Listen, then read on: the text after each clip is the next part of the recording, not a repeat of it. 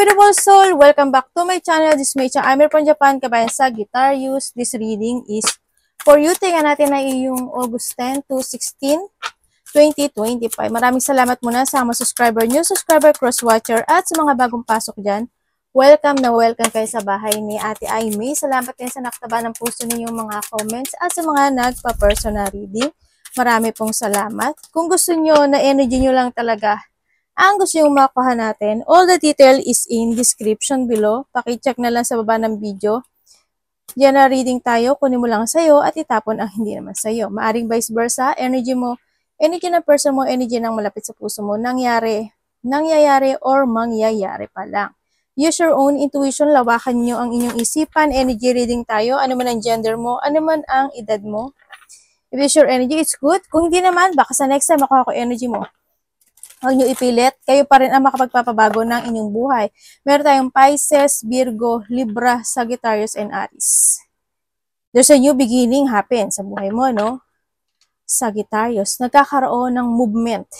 Or nahandito na rin yung sitwasyon na may pagtulong, may pagtulong pala. Nagkakaroon ng pagbabago sa buhay mo. Nagkaroon ng pagbabago. Ibig sabihin, may isang bagay o isang sitwasyon sa buhay mo na natapos na. And nandito ka na sa sitwasyon mo na nagkakaroon ka na ng, you look to the future, kumbaga. Nandun na yung growth. Sa iba sa inyo, nagkakaroon ng growth, or you're thinking for a growth, or nandun na yung situation na nagkakaroon ka na ng situation na, kasi nagkakaroon ng finish line na sa'yo eh. Dito, ibig sabihin, may nagtapos na. Look to the future ka na this time. Sa iba naman sa inyo, is magkakaroon na kayo ng paninindigan. Kumbaga, may mga bagay o sitwasyon kayo na paninindigan na this time. Kumbaga, pag-uumpisa nito, no? O kailangan nyo manindigan to start a new beginning to your life. Yun ang nakikita ko. Don't be stuck. Pero andito ka na sa sitwasyon mo, you are nagkakaroon ng shifting into your life, May sinasabi na about the travel, or a changes situation, nagkakaroon ng changes or travel situation, baka iba sa inyo may travel kayo, may mga lakad kayo, kasi may mga gusto kayong, may mga hinihiling kayo, o may mga gusto kayong i-progress na goal this time, maaring gano'n, kaya nagkakaroon ng movement din sa iba sa inyo. Meron din ako nakitang vehicles, siguro magpapagawa ka ng vehicles, bibili ka ng vehicles, or there's a situation na mapag-uusapan ang vehicles, ganyan. And then, sa iba sa inyo siguro is may mga action na kayo. Mga action na kayo. Tulad ng sabi ko is progressing or nagkakaroon ng progress when it comes to a goal, or nandun yung sitwasyon na may mga wish, may mga want to achieve situation. Yun na nakikita ko. There's a new member of the family sa iba sa inyo. Maaring may mga new member na mga buntes, ng anak, o kaya member ng family, mga pets, o kaya kasamahan sa trabaho, o alam mo ba, mayroon kang business, mga ganun, maaaring may mga ganun. There's a new member situation ako na nakikita sa inyo.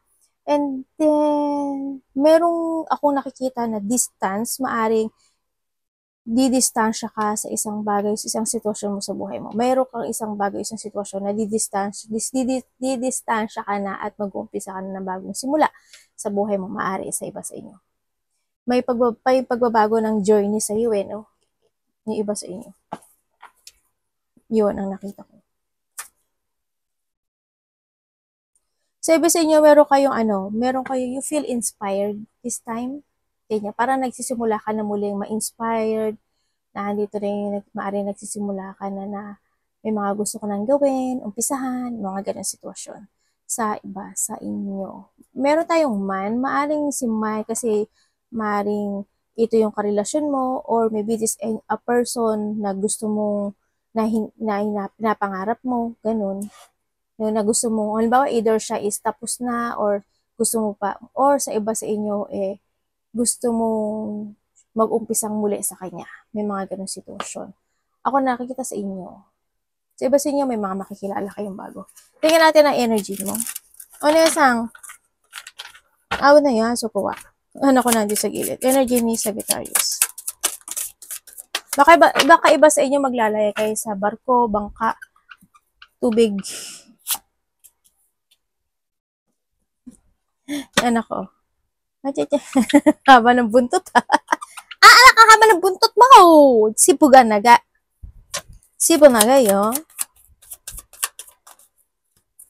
Energy mo. Okay. Uy, wedas no? Gamin ne. Okay, ang energy mo ngayon is, nandito ka sa sitwasyon mo na nagkakaroon ka ng new idea. Tulad nga sabi ko, there's a new inspirations in life. Yan, nagkakaroon ka ng bagong inspirasyon or bagong direction into your life. May mga bagay ka na iniisip. Yun ang energy na nakita ko sa'yo. Kaso, yung iba sa inyo is urong-sulong. Na maaaring naghahanap ka, nagsisiyasat ka o naghahanap ka ng na dapat gawin, katotohanan, dapat ba ganito, ganun, ganyan. May mga ganun sitwasyon ako nakita. And meron din, ang energy ng iba is, meron kayong pinag-aralan. Maaaring nag-aaral ka o may pinag-aralan ka. Yun na nakikita ko sa'yo. Uy, may devil ka. No? Kumbaga, siguro yung thinking na yon is, ano pa lang yon. Kasi nandito si Six sa si King. Kumbaga, stuck pa siya. Maaring nire-research mo muna siya, pinag-aaralan mo muna siya, mga ganong sitwasyon. O minamatyagan mo siya, or iniisip mo talaga siya ng maigi bago mo siya actionan sa nakikita ko sa iyo dito, no? Yung iba sa inyo, yun na nakikita ko, energy nyo. Kumbaga, may mga urong-sulong na action, ganyan. May mga bagay o sitwasyon na maaring iba is nag-iingat, may pag-iingat na sitwasyon. May mga iniisip-isip kayo, nagmumuni-muni yung iba, no? Sa nakikita ko dito. May retiro, no? Siguro iba dito is nag-retire na ba kayo sa trabaho nyo, o may mga isang aspeto ng buhay nyo na umalis na kayo, o you thinking for alisin o i-let go na yung bagay na yun. Tingnan natin ang parating sa'yo, Sagittarius. Parating ka, Sagittarius. Yung iba naman sa inyo ay, ang nakita ko is maybe you spying or someone spying. Mari may isini-spy ka or may nagtaong nag-i-spy sa'yo. Parating. Para may paglilet go ka. Parating sa'yo. Ang parating sa'yo kasi parang andito ka sa sitwasyon, yung ahas na binalatan niya yung kanyang old version na balat. Ganon nakikita ko sa'yo dito. Yan.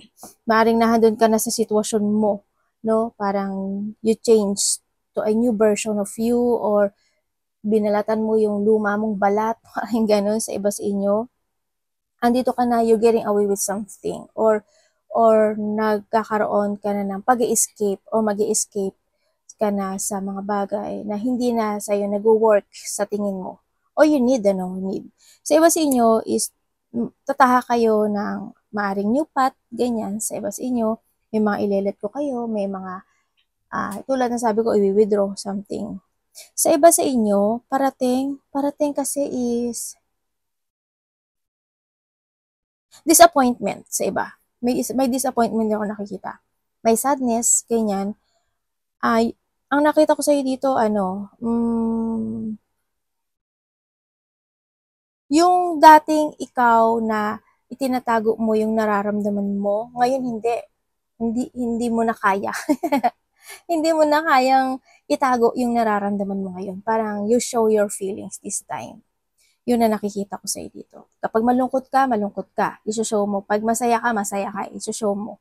Kung may problema ka, isushow mo pa rin. Parang hindi ka na magiging hindi ka na mag-hide ng mga nararamdaman mo this time. Yun na nakikita ko dito. And then may pagtulong, no? Ibig sabihin ay may taong tutulungan mo or may taong tutulong sa'yo. May pagtulong ako nakikita dito. And then mag-ingat din kayo. Hindi naman siguro lahat, kasi sabi ko nga may disappointment ako na nakikita sa'yo, di ba? Judgment to. You need to be aware, no? Kasi losing something valuable sa'yo. Hindi ko alam in what way yung losing something valuable. Pwedeng trabaho, pwedeng pera, pwedeng mga gamit, malaglagan ka, mawalan ka ng something, or any situation. Iba sa inyo, hindi kayo stable pagdating sa pera, ha? At meron din ako nakikita sa iba sa inyo na may pagnanakaw. or there's a burden situation. May panglilinglang, pangloloko, pandaraya. Mag-ingat pa rin kayo. You need mo pa rin na mag-trust ka sa intuition mo. Meron ako nakikita na babae. Hindi ko alam kung ikaw, kasi pwede ikaw, babae ka, di ba? Ikaw or someone vice versa, magkakaroon ng, may tao na mag-o-open o may mag-o-open up sa'yo. Ganun nakikita ko. About to medyo may problema siya, ang nakikita ko. Or ikaw may problema, mag-open up, may pag-open up. Sa ngayon, magiging open ka ngayon eh. Sa lahat ng mo. Kumbaga ka na, parang you're available. Parang iba sa inyo is available ka na this time. Available, hindi naman yung, available sa lahat ng mga bagay na gusto mong gawin, gusto mong actionan, gusto mong desisyonan, yung mga ganang sitwasyon. You're ka na, free. Ano dapat iwasan ni Sagittarius? Dapat iwasan ni Sagittarius.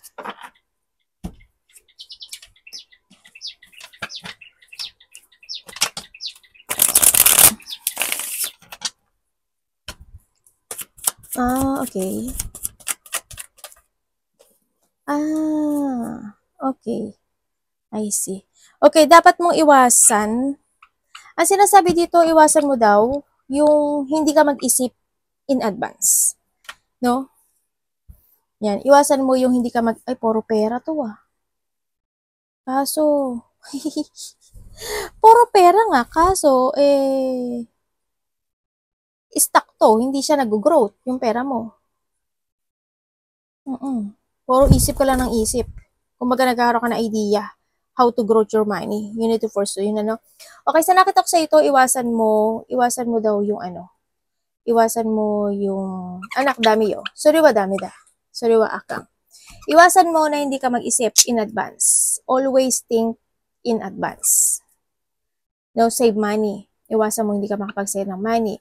Iwasan mo hindi ka makapag-focus at mag-action to make it real lahat ng goal mo sa buhay mo. Iwasan mo na gagawa o mag-action ka ng walang objective or wala ka sa layunin. Be grounded, kailangan sa'yo. Iwasan mo hindi ka makapagplano ng maiki. Siyempre, iwasan mo yung hindi ka mag-focus sa pera mo, kung paano mo siya mapapalago. Ano ba to? Teka lang, may pupo ako. Iwasan mo yung ma-stuck ka, matrap ka. Tanda mo kasi, the choices is always available is in yours. No? If you want to start a new beginning to your life, gawin mo yung magagawa mo. Is kailangan mo ng renewal this time. Ibig sabihin, kailangan mong gawin mo effort and hard work mo dito sa sitwasyon mo. Yun ang nakikita ko dito. Mag-focus ka to your new idea, new opportunity. Kumbaga, huwag ka lang maghintay ng sign. Kasi hindi mo naman kailangan ng sign eh. Kumbaga, handyan na, ino-offeran ka na. Diba? Ang gawin mo lang ito, mag-put some effort ka lang doon sa bagay na yun. Actionan mo yung bagay na yun. Andyan na yung sign, nakahanda na, binibigay na sa'yo. Diba? Yan. Iwasan mo yung hindi ka mag-commit, no? Sa mga goal mo this time. Siyempre, yung lack of common sense ka. Tatandaan mo yun. Lack of common sense lang din. Huwag kang lack of common sense. Gamitin mo yung common sense mo. Yung magkaroon ka ng unhealthy lifestyles, batsu. Siyempre, yung pagpapaliban ng mga bagay, batsu. Batsu ekis yun na. Baka hindi nyo maintindihan, sorry Sa Japanese kasi batsu, ekis yun. Ibig sabihin, wag yun, wrong yun, ha? Yung pagpapaliban ng mga bagay, batsu yun. Malack of goal ka, batsu. Malack of progress ka, batsu. You need to commit. Huwag kang magkaroon ng limitasyon sa sarili mo. Kasi ganito, baka ganito, baka ganyan, baka ganon, baka hindi. Iwasan mo yun. Iwasan mo yung bawal ganito, bawal ganon, bawal ganyan. No, batsu yun. No? Hindi ko naman sinasabi na mag-go ka in a wrong direction. Hindi ko naman sinasabi. Siguro may common sense naman kayo. Kaya nga sinasabi ko, di ba, huwag kang malack of common sense. Lalo na yung sinasabi ko, baka malack of common sense ka. Ay, naku pa, nakakalungkot naman, di ba? Mukhang pinapatunayan mo tuloy yung dito. Huwag naman sana. Pero yung magkaroon ka ng limitation, iwasan mo yun. Iwasan mo talaga yun. Yung mapanghinaan ka na loob, iwasan mo yun. Yung magkaroon ka ng kalakaran na, kasi okay naman eh, kung yung kalakaran na yun is in a good way, okay lang. Pero yung ma-overkind na kalakaran because gusto, nagiging kind ka lang, hindi na yun, batso yun. Diba? Yung iintindihin mo lang yung bagay, nagiging good understanding ka lang, batso pa rin yun. Diba? Nagkakaroon ka ng limitasyon sa buhay mo. Huwag ka ma-pressure. Yun ang sinasabi dito. No? Yung makinig ka rin sa payo ng ibang tao.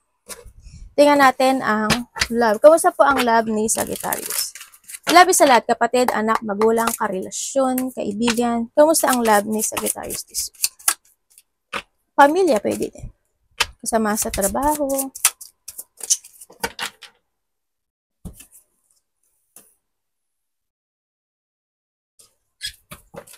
Universe, 9 of Cups, ang kanyang love. Ano po ibig niyo sabihin sa love? Love, can't you see I'm alone? Okay. When it comes sa love, ang nakita ko dito, kung kayo sa kahiwalay, no? Kasi dito sa nakikita ko, maaring napasok ka sa third party, no? Maaring nakontrol ka ng sitwasyon at nagkaroon ng isa sa inyo ng ibang karelasyon. Sa nakita ko dito. Maaring nagkaroon ng hindi pagkakaintindihan, nagkaroon ng struggle in this relationship, naging hot and cold yung relationship, kaya nagkaroon ng paghihiwalay. Kumbaga, naging controlling yung isa, o yung isa sa inyo is they always promises na palaging hindi niya natutupad, no? Kumbaga, naging weak yung relationship sa mga nagkahiwalay. Pero ang nakikita ko dito, this person is gusto niya ng new beginning sa'yo. Kumbaga, resetting ito, no? Ganyan ang nakita. Gusto niya ng union, ang nakikita ko dito. Gusto niya ng stability again. Kumbaga, andun na, naghihintay itong tao na to. Or maybe you are waiting. Vice versa tayo, wala akong pointed name, wala akong pointed kung sino man kayo dyan. Pwede yan vice versa. Kaya nagkaroon ng paghiwalay, pero nagkakaroon ng, gusto niya na getting together, union. Maybe this is your twin flame, ang nakikita ko dito. Kumbaga, nahandun yung sitwasyon kasi na naging abusado yung isa kasi dito, in this relationship. Siguro very independent siya, ganyan-ganyan. Hindi niya naisip na, ay, may karelasyon pala ako. Ay, meron pala siguro gano'n sa iba. Yun ang nakikita ko dito sa card Yun, kumbaga naging dishonest yung isa sa inyo. Yun ang nakikita ko. Kung kayo naman is single, ang nakikita ko sa inyo, may makikilala kayo sa isang mataong lugar. May makikilala kayo pwede sa party, pwede sa celebration, may mga ganon. Pwede sa kasamahan sa trabaho or close relationship, mga kaibigan na kaibigan, mga ganon. Doon mo siya makikilala. Mga wedding, pwede rin yan sa wedding. Mga parties, events, surprise, mga ganon situation. Yan, matao, ang nakita ko, parang may tao. Iba dito, community, ganyan. Sa iba naman sa inyo, is if you are in relationship, no? If you are in relationship, kontento ka sa partner mo. Kontento ka sa partner mo na kahit na alam mo yung partner mo, hindi marunong tumupad sa pangako. Diba? Kahit na alam mo na yung partner mo, minsan, kumbaga wala siya sa katwiran kung magsalita. Pero alam ko na kilala mo siya. Kanya, alam ko na parang kontento ka naman sa kanya. Yun ang nakikita ko. Pero kasi sinungaling siya dito. Sa card. May mga pagkakataon na nagsisinungaling talaga sa sayo. Ganyan, mga pangakong hindi natutupad. Pero okay lang kasi kontento ka naman. Nakikita ko naman sa iyo ito. Kumbaga, kilala mo na siguro siya. Kilala mo na siya. Kaya ganito yung energy na nakukuha ko sa iyo. Kumbaga, napapatawad mo pa rin siya kahit na ganun ang nagiging energy niya. Yun. No? Maaaring naging abusado na siya sa'yo or ikaw naging vice versa tayo abusado, nakokontrol ka niya. Yun. Ganun talaga, love. Love is love. Love is love, Tingnan natin ang iyong money.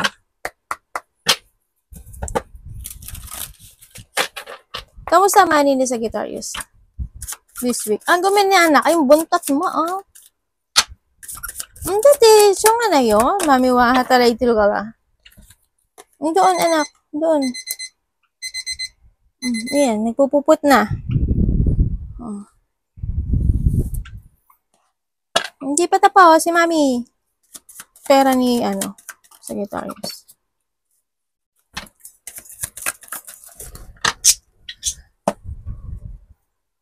Okay, when it comes sa money mo, nagbibigay ka naman na kumbaga, nagbibigay sa ngayon dito sa card, nakikita ko, nagbibigay ka ng effort para magkaroon ka ng recovery sa money mo. Yan nakikita ko. Kasi ba't ito stagnant to? Na-stagnant pa kayo. Kumbaga sa money, this week, sa money, hindi siya nagsasucess eh. Dito. May mga hinihintay ka? Or maybe you're waiting, or may mga sitwasyon na ina-analyze ka, or mga pinaprogress ka this time when it comes to a money. Ganyan. Yun. This week, stagnant to eh. This week is, may sinasabi na car. Hindi ko alam in what way yung car. Ibibenta mo ba yung car? Bibili ka ba ng car? Mapapagawa ka ba ng car? Or may mga situation na may ipapagawa ka na ano ito? Machine. Something machine. Ako nakikita dito. Sa iba sa inyo ha. May mga ganun sitwasyon. Sa money mo, stagnant pa siya ha. Kumbaga, in the past, nagkaroon ka ng mga maling desisyon sa buhay mo. No, nagkaroon mga sad memories from the past related to your money. Maaring yung money mo may mga sitwasyon na hindi naging maganda at dumabas yung pera mo. No? Yun na nakita ko sa iba sa inyo. Naiba yung focus mo. Kumbaga, hindi ka nakapag-focus to keep your money. At maaring ngayon, nare-realize mo, o kinakailangan na, no? Maaring ngayon, nare-realize mo ngayon na kailangan mo nang mag-timpe, mag-patient, ganyan. Kailangan mo na mag-invest, o kinakailangan na, no? Sa nakikita ko, don't be trapped. Sinasabi dito, sa ngayon, medyo, ang nakikita ko, medyo naguguluhan ka ata. Medyo nawawala sa direction yung iba sa inyo. You're looking for your direction this time. Sa nakikita ko dito, yun. Baka ngayon is may mga investment ka na gagawin this time para magkaroon ka ng may pagpasok or makarecover mo yung pera mo. Mga ganang sitwasyon, ano? Ang nakikita ko dito, related siya sa foods. Foods. Maraming klase. Basta foods. Foods siya. Yun na nakikita ko dito. Any opportunity pa kay Sagittarius?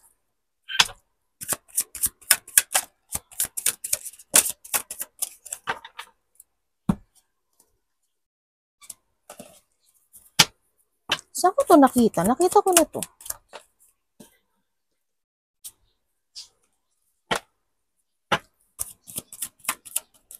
Opportunity, Galileo. Opportunity.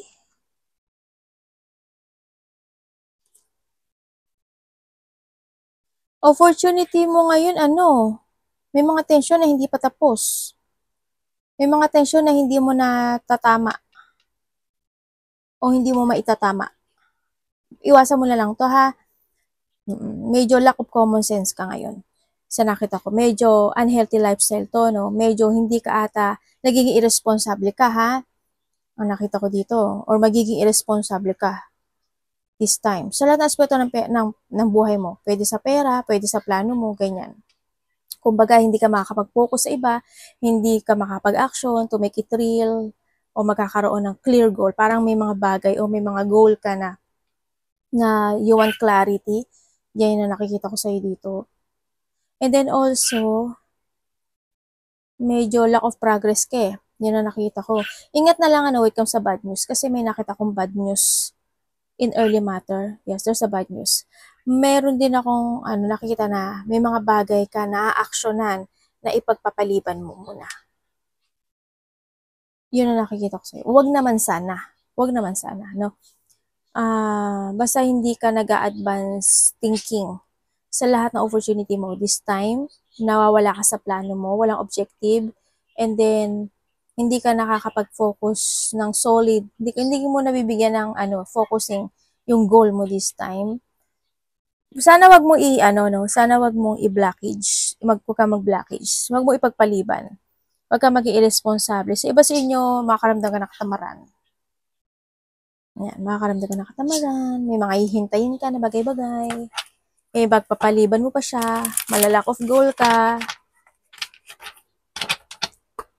hindi mo ipa-follow yung naiisip mo, ganyan. Advice.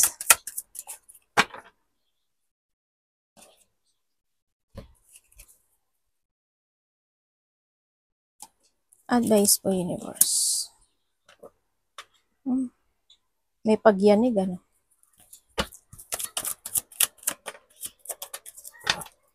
Okay, ang advice sa'yo.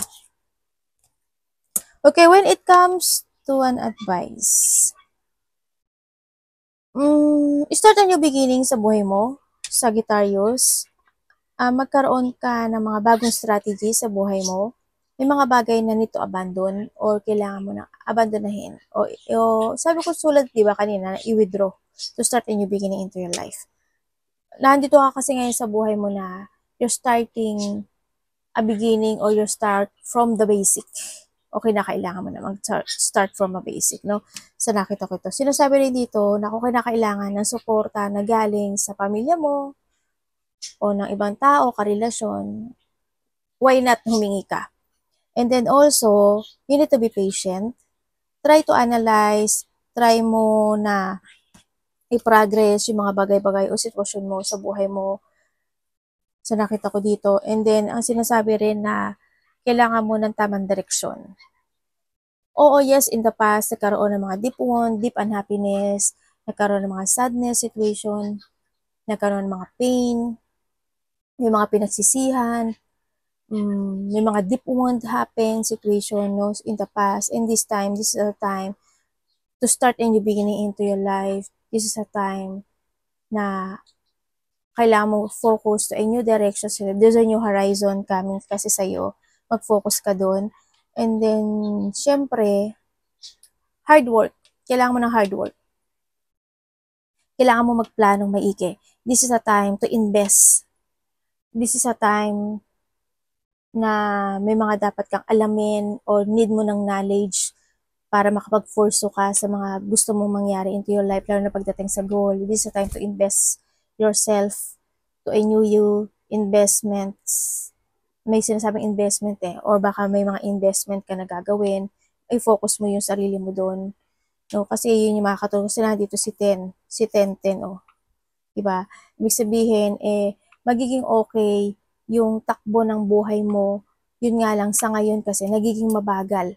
No, yung iba sa inyo, nagiging mabagal yung action nyo. Hindi naman sinasabi na magmadali ka, pero sinasabi naman niya dito na slowly but surely. Pero huwag kang magpa-stuck, huwag kang magpa-trap. Yun ang sinasabi dito, no? Sa nakita ko dito. Kumbaga, you need to getting away with something. Something must be let go, ang sinasabi dito, no? Sa nakikita ko dito. Akang Yodame. Yon ang nakikita ko sa iyo dito. Hindi ba nananakit yung likod mo? May sakit ka ba sa bandang likod? Ibusin nyo. May matanda ako nakikita dito. Hindi ko alam kung sinusuportahan mo siya o relatives o inaalagaan. Pero ang iba sa inyo, nagkaroon kayo ng massive changes dito sa matandang to. Kumbaga, hindi kayo para-pero. Ito matanda na to, medyo may something sa inyo. Maaaring hindi kayo nagkaintindihan, ganyan. O medyo may gulo. Ayan, ang nakita ko sa iba sa inyo is may mga nangyaring hindi maganda talaga in the past. Sobrang may mga nangyaring problema na hindi mo inasahan, no? Sa nakikita ko dito. Yon ang nakikita ko sa iyo. Lakasan mo lang yung loob mo, no? Lakasan mo yung loob mo. You need to connect to your goal, sa plano mo, to make it real, yung bagay na yon. Always have a purpose, and basta taking advantage sa mga opportunity. Sasabihin mo, aaksyonan mo, think to the future, save money. Naku, sinasabi ko sa'yo, Sagittarius. Parang ate. Arigato naman, God bless.